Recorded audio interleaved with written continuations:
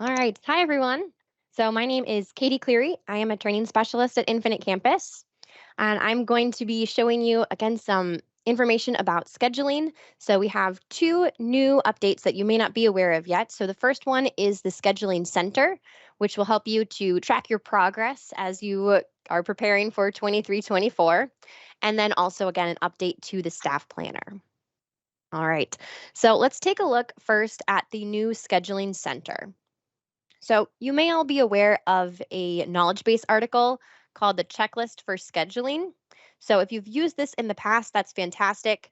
It's basically just a checklist that takes you through all of the different steps of scheduling or preparing to create your schedules for next year. Not everything in the checklist will apply to every single district, of course. You may not do responsive scheduling, but it's got everything in there just to be very comprehensive. All right, so this is a really great resource. But Infinite Campus also created the Scheduling Center to basically be a live version of this checklist. So if you go into Infinite Campus, and if you're not currently using the new look, you can toggle into the new look by clicking your little person icon up here in the upper right corner. And then you would want to just toggle on the new look there. So if you've not been using new look, you can toggle that on with this on button there. And then in your main index, you'll want to just scroll down to scheduling and courses. And then from here, we have access to these two new scheduling tools right here. So first, we're going to take a look at the Scheduling Center.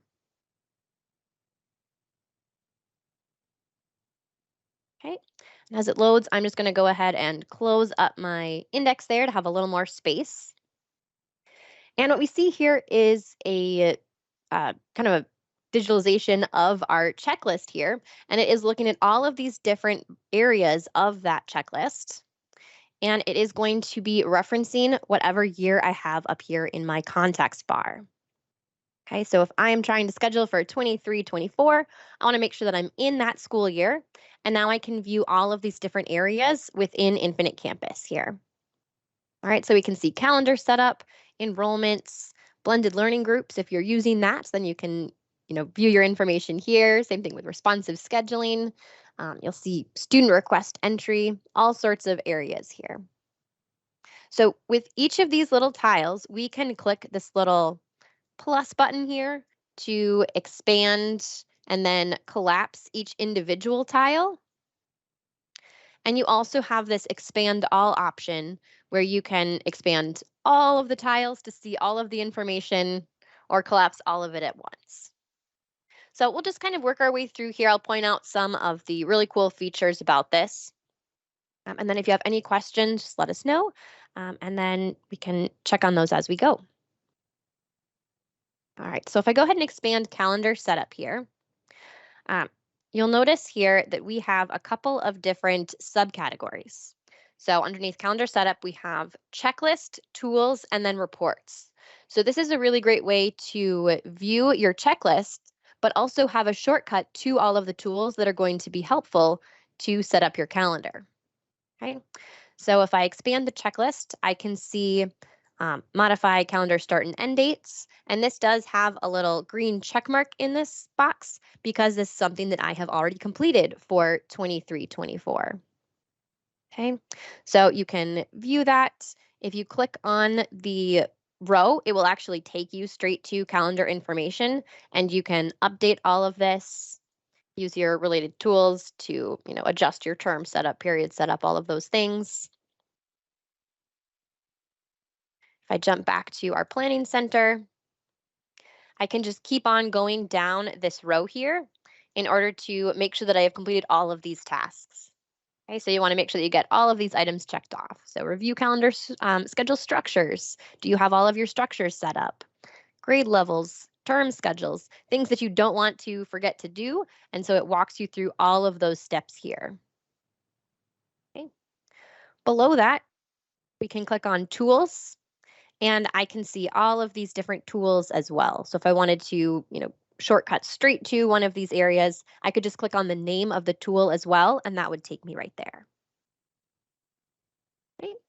And then very helpful, you also have some of these reports linked straight here as well. So if you wanted to print your calendar days or day rotation report, you can do that right from here. If you realize as you're looking at this checklist, oh yeah, I still need to do that. Then you don't have to navigate there on your own. You can just click this nice shortcut. Okay. And then if you want to hide this in order to, focus on some other things, again, you can just click on that little minus symbol there, and it takes it back to this nice collapsed view. Okay. And because all of those items within calendar setup had been completed, we have all of these check marks ticked off here. It does give me this little progress bar across the top here. I can see that all 9 of these checklist items are finished, and so they are labeled in green across the top here. And so this is a really nice view. It gives you a, color-coded visual of what is completed and what has not yet been completed. And so in contrast, you can see here, I haven't done anything with blended learning groups in my site. And so I have 0 out of 3 tasks completed, and those are still just white space here. There's no green in this section. Okay. So that is calendar setups. Setup here. We can take a look at enrollments as well. This one has some additional options here. So this has reminders at the top above the checklist. So this one, there's not really anything to do in Infinite Campus necessarily, but it wants you to just remind yourself that you need to communicate to your office staff that enrollments are going to be rolled forward. Make sure you're looking at the state reporting needs. And then a reminder that you want to kind of take a look at school boundaries and all that stuff if you're going to be using those. Okay. And you can collapse the reminders if they, you've looked at them, you've acknowledged that, and they're just kind of getting in the way. You can always collapse that so that you don't see them anymore. Here underneath the checklist, we have the same, items to check off our list here. But then with this, we also have some nice data. So this one is giving us an enrollment breakdown by grade level. So this is using first day of school as the start date for all of these students. And so you can kind of see a nice little graph of all of our students' enrollments for next year. And that has been completed, so it is marked off there. Scrolling down, we have a few more items to check off our list. We want to verify student enrollment start dates are not prior to the first instructional day. And so this will check that off for us if it is verifying that information for us. And then also remove enrollments for students who are not returning next year using the enrollment cleanup wizard. Okay, and so here it's letting me know, great, there are no enrollments that require cleanup for 23-24 at my school. So it's checking this off for me. I don't have to do anything there. But if you do have enrollments that you need to clean up, you'll want to be using that enrollment cleanup wizard. So again, instead of navigating there by using my index, I can just click on this row as a shortcut to go straight there and use this enrollment cleanup wizard, which if you have not used this in the past, this is a really great tool. It allows you to delete or update enrollments. So for cleanup for this purpose, usually people want to delete out any future enrollments when a student has dropped or left the district. So you just need to choose the calendar for which the students ended their enrollment, select the grade levels. I usually recommend running a test before you actually run it so you can see what is going to happen, and then you can run it for real. So it's a really nice tool to catch all of that at once. Then you don't have to go to each individual student and delete out that enrollment that was missed. Okay. Great. So let's head back to our scheduling center. Again, it is scheduling and courses, underneath scheduling, scheduling center. And this is definitely one that I would recommend favoriting as well. Okay, great. Here we also have optional. So there is this optional checkbox here for checking for students enrolled in multiple schools. So this is also going to verify that for you. So it's a really nice little, you know, check against things that you may not, think to look for. Okay, so we can collapse those as we go if we want to, or you can leave them open. Again, we have all of these shortcuts to the specific tools that may be helpful. So if you want, you can use these as a nice shortcut. And then we also have all of these wonderful reports for enrollment. So enrollment loss, enrollment overlap reports are really great ones. There's a lot of reports here that you may not have explored in the past, so I would encourage you to take a look at these if you haven't used many of them. They can really help to kind of streamline that process and catch any errors that you might have missed. Okay, so that's calendar setup and enrollments. Did we have any questions on anything so far that I can help clarify? Looks like we're good so far. Okay, sounds great. All right, well, if you think of anything, just let us know. And Next we have, let me just yeah, add, if you just joined us for this session, please log into app.gosoapbox.com, and the access code is KDE data to enter questions perfect. or Thank see the you. responses to other people's questions. I Yeah, should have said that earlier. yeah, true. That is helpful. All right, so we have blended learning groups and responsive scheduling next. Both of these you may not be using, but if you are using it, then you'll want to take a look at these. Here you can see what it looks like when I have not completed a task. And so just because something is left uncompleted does not mean that you have done something wrong. If your school or district does not use blended learning groups, for example, then you don't have any need to complete these items here. Okay, so again, we see a couple of checklist items, and then we have a few more optional items as well. So if you're going to be using blended learning groups, you'll for sure want to check off these things, and then you might be doing some of these as well. You again have shortcut to all of the groups and some of the reports that will be helpful as well. Okay. Underneath responsive scheduling, we do have some reminders to review your approach, and then also be sure to create your separate period schedule for responsive scheduling days if necessary. And then a few checklist items, and you can access your tools here, the designer and the section builder. Okay. But again, if your school is not using responsive scheduling, no need to expand these options here. All right, reports and transportation data is our next one. So this one has two checklist items. And so this is reminding me that I want to copy forward my reports. So report cards, transcripts, schedules, all of those things, we want to make sure that we copy those forward so I don't have to recreate them. So this is a nice little reminder to do that, as well as transportation data. So if you use that in Infinite Campus, then you'll want to check this off. But again, if you don't use this specific tool in Campus, then there's no need to complete this one. And then you'll just have one out of two, and that is perfectly fine. And here you can have shortcuts to your reports roll forward. So if you have trouble remembering, where that is, of course, you can always use your search and then search for the tool. So don't forget about that feature in the new look of Infinite Campus. But if you're in the scheduling wizard, the scheduling center already, then it's really nice to just click on these and you can go straight to that tool. Okay. And then again, some helpful reports linked here as well. So the purpose of this whole scheduling center is really just to streamline your process, give you one place to kind of check up on everything, and then, see how you're doing and check things off of your list. Underneath user security, we just have a couple of reminders to take a look at your user groups and your calendar groups. It gives you links to those tools as well as these reports, which if you have not been using these user security tool rights and user groups reports, I highly recommend this. It's a great way to kind of audit who has access to what, and then you can make sure that you give everyone the proper access if someone is missing tool rights to something, or if you notice that a staff member has switched roles and they still have access to tools that they don't need anymore, or you're just not sure how they got it in the first place, this is a really great way to audit that information. So I highly recommend using those reports if you haven't in the past. Okay. Similarly, there are some reminders underneath teacher assignments. So if you have any turnover or employees that are retiring or anything like that, you'll want to double check their assignments. There's a helpful report here for the staff report.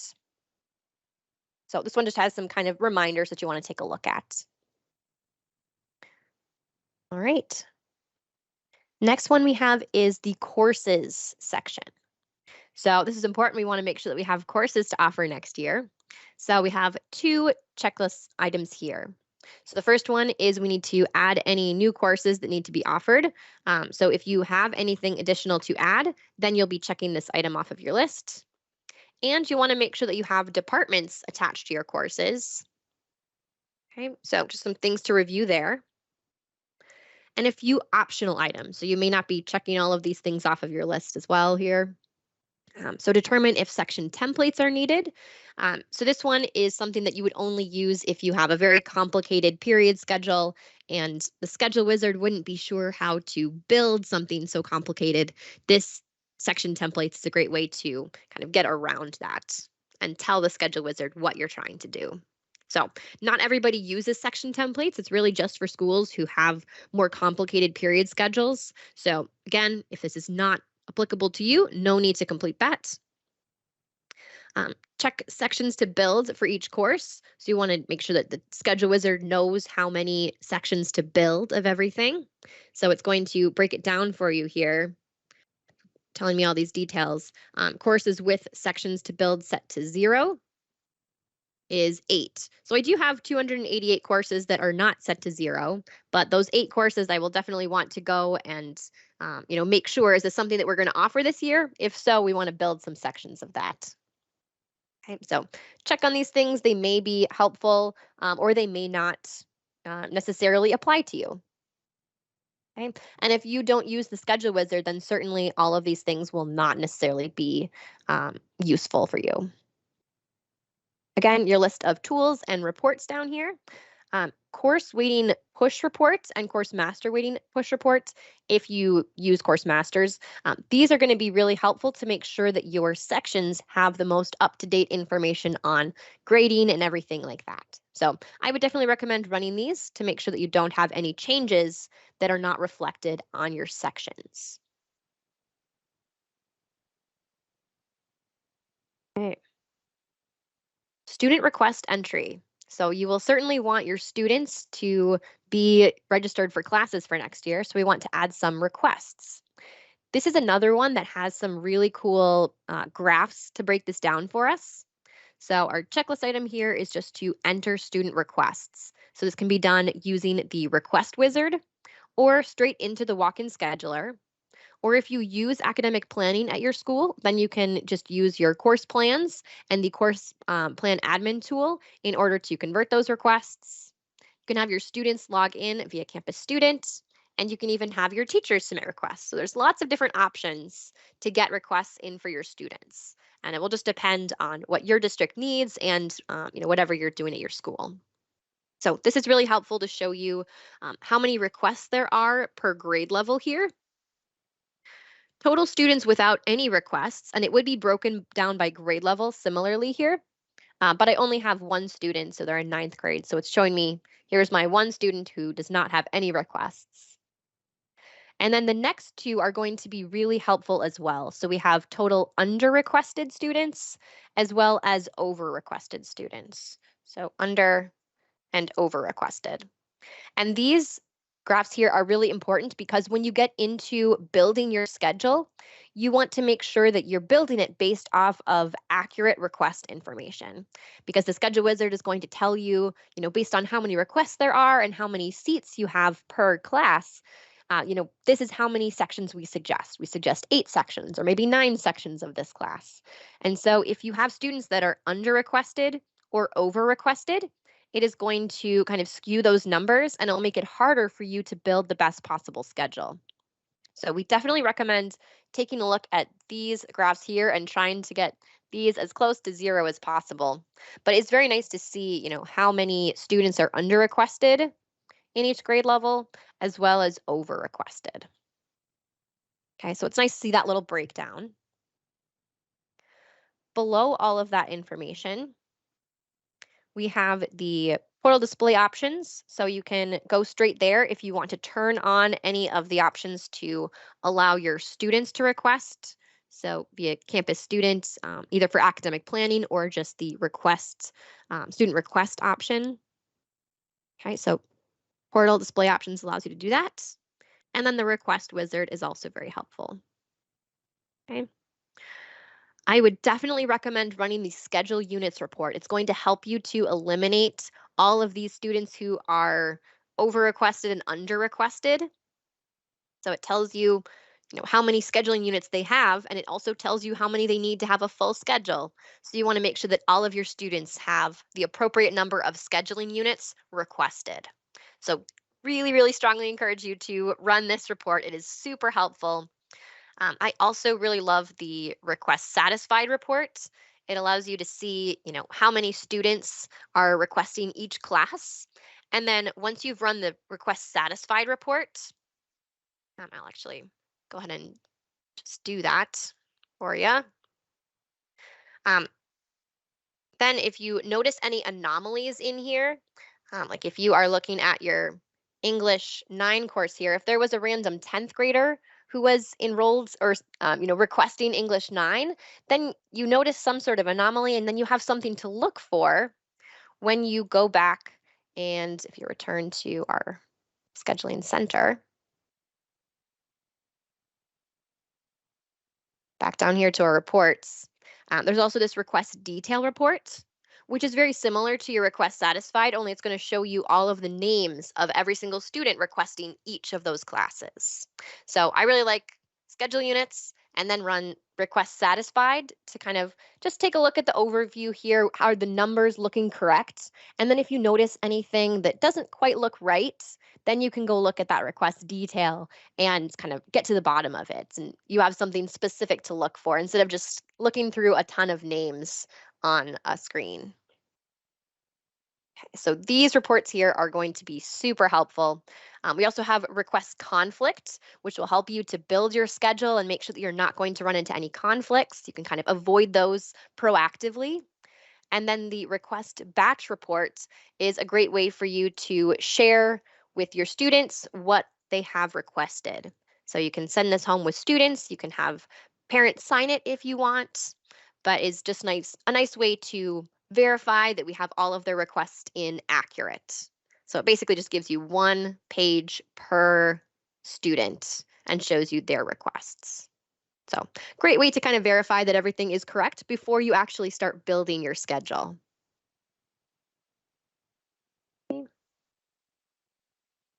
Use my favorite tools there to return to the scheduling center now that I favorited that. I can go ahead and close that up. So that is student request entry. All right, do we We have do have any a questions couple. on these so We far? We Perfect. have Yes, a couple good. questions that you can probably help with. Yeah. The first one is if we are planning for the 2023 school year, 23-24 Mhm. school year, should we be looking at the schedule planner in 22-23 or 23-24? Good question. You'll want to make sure that you're always in the context of 23-24, which it's really easy to forget about that, but definitely double check that you're in 23-24 to schedule for that year. And also to run all of those reports, you'll want to make sure that you're in that year as well. And to look at the scheduling center, this year is also very important. So great question. All right, another question is I don't have schedule planner under the scheduling and courses. Under scheduling Mm. center, all I have is scheduling center. I don't see scheduling planner. Is that permissions based? Oh, are you meaning the staff planner here? They're If saying schedule planner. um, I'm guessing it is permissions based. If you are seeing, other scheduling tools, because these are brand new, if you're not seeing any of these tools yet, it could just be that um, your your SIS administrator has not, known about this to give you permission to these brand new tools. So we don't just give out permission to people on behalf of the SIS administrators. We want to leave that up to each district to make sure that the right people have access to the tools. And so you'll just want to talk to your administrator to make sure that you have access to both the scheduling center and the new staff planner if you want to be using that as well. Just reach out to your local system admin or Hmm. your Infinite Campus point of contact in your district. Yeah. It's any others that we can clarify right away?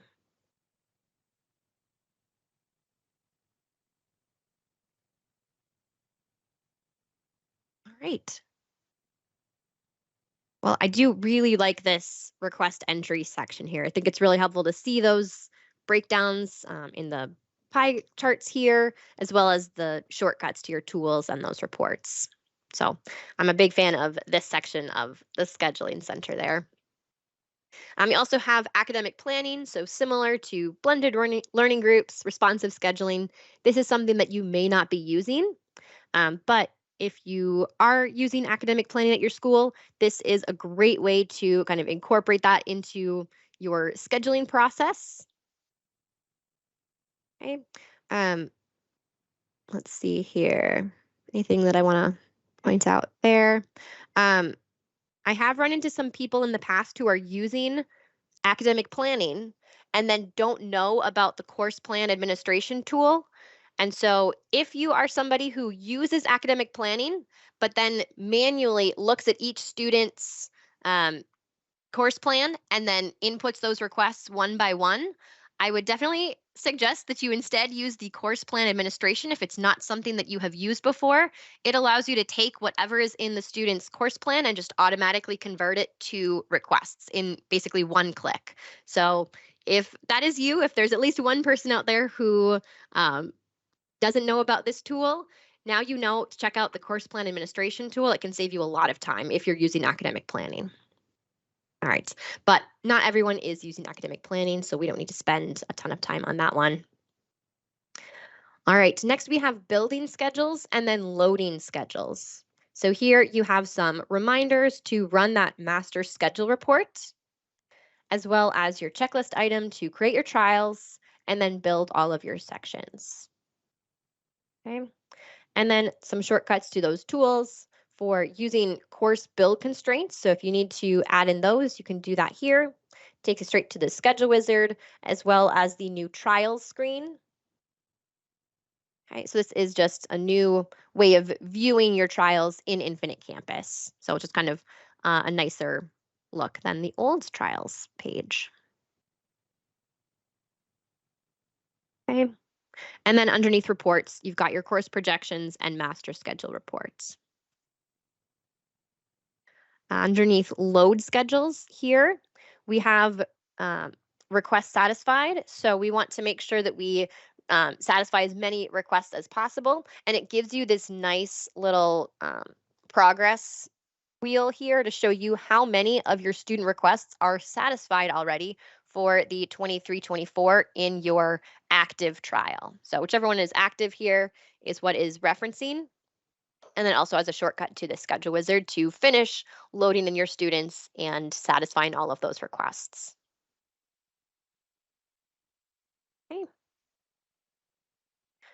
We have a few extra things here, so a bunch of optional things underneath schedule finalization and associations. So if you're using Teams, for example, or homerooms, these are some additional things to check off your list. So it wants to kind of put those on there so it's on your radar if you're using those items. And then again, some links to those specific tools. And then reports that can help you at this stage as well.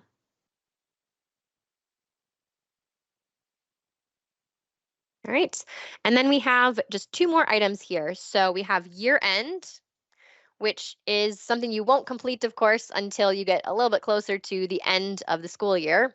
So posting transcripts, making sure you have your grading window open, diplomas, checking for duplicate students, all of these kind of end of year processes. So this is another way for you to verify all of those things. You do, of course, have your Kentucky end of year checklists, but this is just another great resource, kind of a place to start to kind of see what items you've already checked off the list and a few things that you may need to still do, as well as some shortcuts to those tools and the reports that will help you along the way. Okay, so that one is year end. Any questions so far here? I think you've answered most of the questions. There was a question about the old view versus the new view Oh yeah. and the accessibility of it in both, I guess, both views. As far as KDE goes, in Infinite Campus, I think people can use either view. So we're not saying you can only use one view or the other. We've got some districts that use a mix, I believe. Oh, for sure.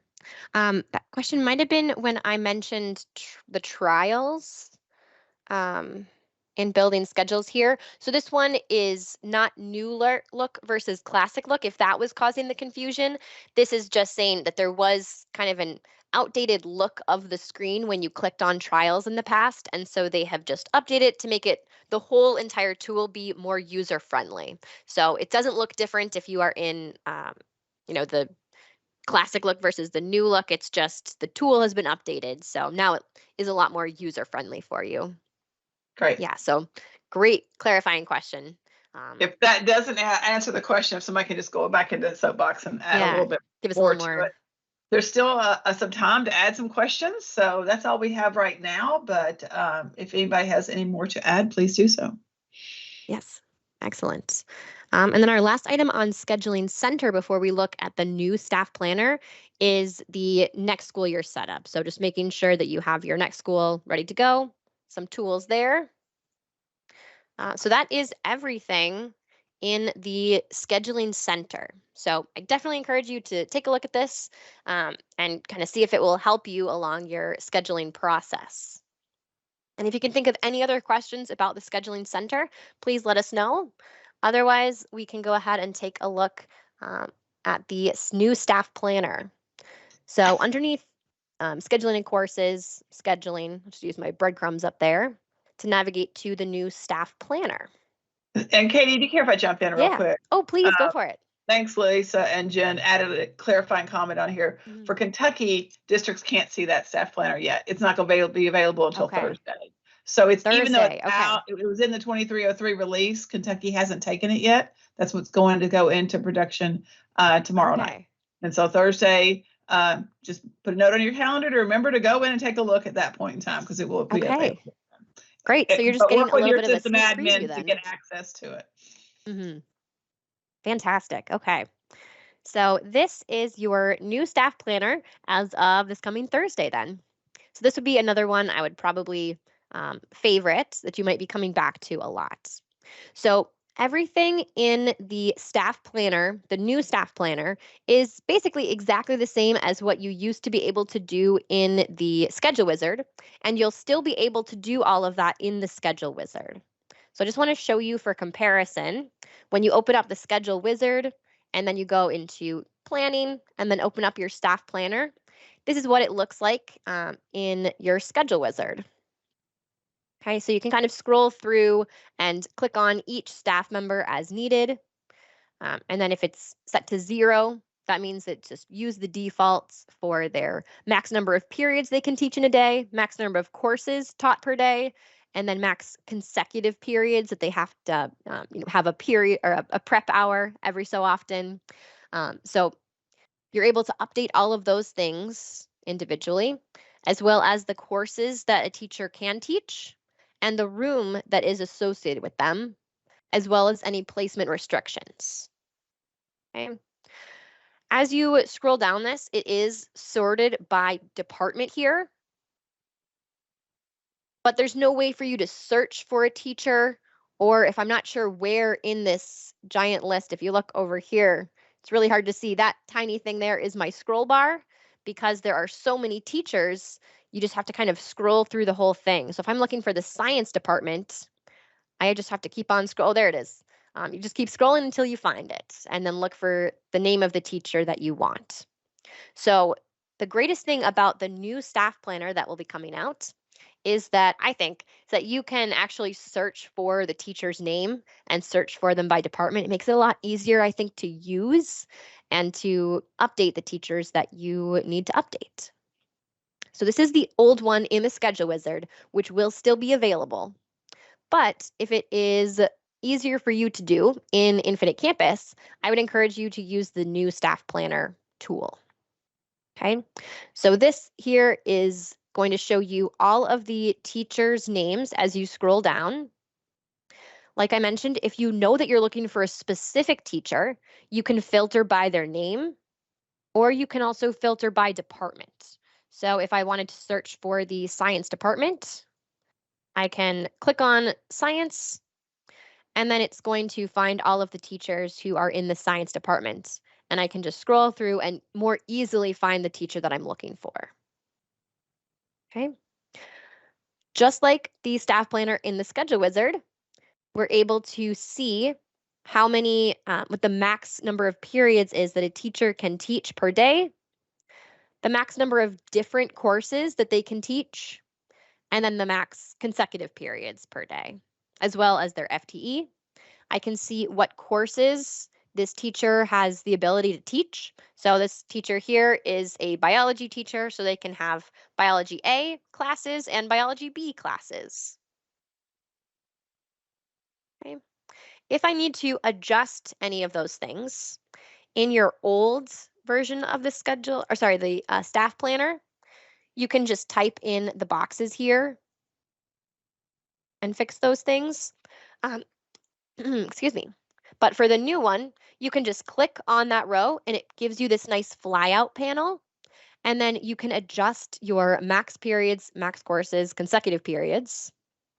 It is going to let you know that according to my building constraints, or my building configuration rather, the default for my teachers is 8 periods is the max, and 8 courses is the max, and 8 consecutive periods is the max there. So you're able to adjust your defaults, and it gives you a little information there too.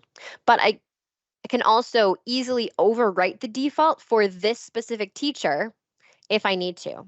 So if instead this teacher has a max periods of 5, because maybe they actually are splitting their time with the middle school, and so they can't teach 8 periods, they can only teach 5, because a few of those they have to travel and go teach elsewhere. Okay, so it's very easy to see what the default is as compared to the scheduling wizard version of the staff planner. It just shows 0, and that means defaults. This now shows you what the default actually is. So I really like this version of it. Okay, so you can feel free to save your work and then go on to the next teacher if you want to kind of work one by one. So I've updated the numbers there. If you notice that the teacher's courses that they can teach and or their room number is incorrect, or maybe they don't even have a room number or any courses, then you can click to expand courses and rooms. And then you can either take away or add to any of the courses that they are able to teach. So if I want to add Daffodil Greenacre here as a resource that can also teach some additional classes besides just AP Biology, I can scroll through, or I can also filter and search for that course number, course name, or just by department.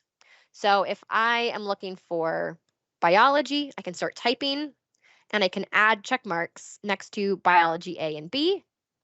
And now this teacher can teach any one of these 3 classes, or any 3. They could teach up to all 3 of these if I want.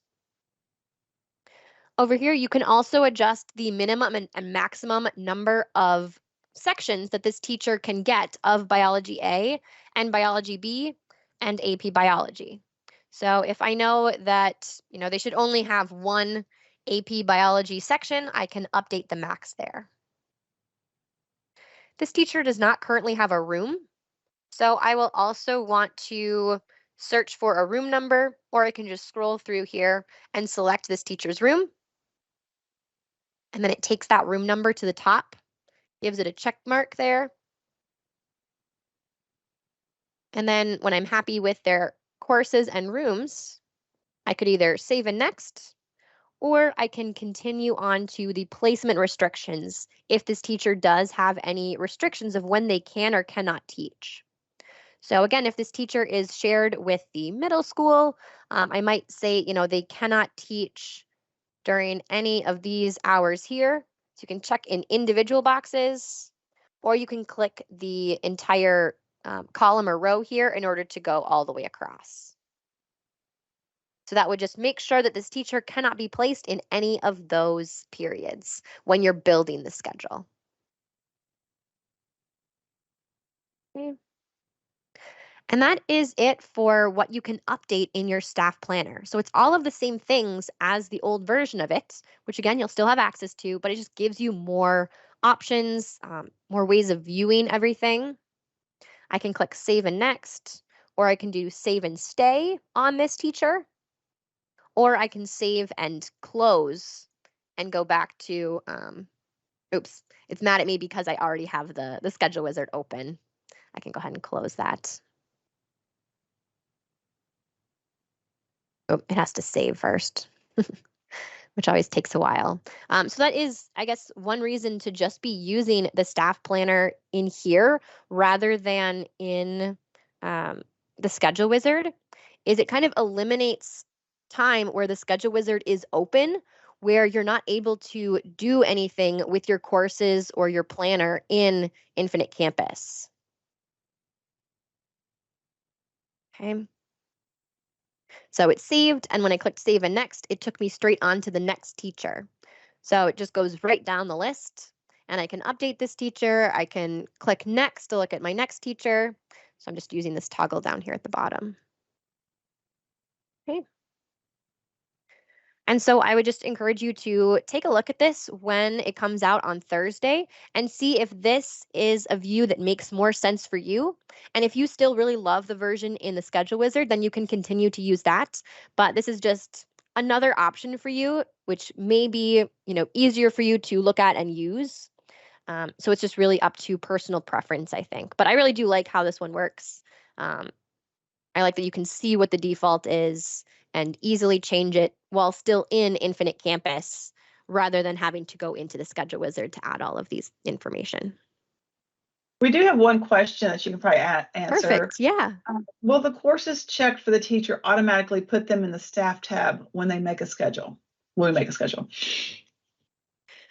Yes. So if you are using the schedule wizard to build your sections, the courses that you check mark here then automatically makes this teacher a resource for when you're building those sections. So when you auto build or when you drag and drop, you can enable it to engage this automatic assigning of teachers.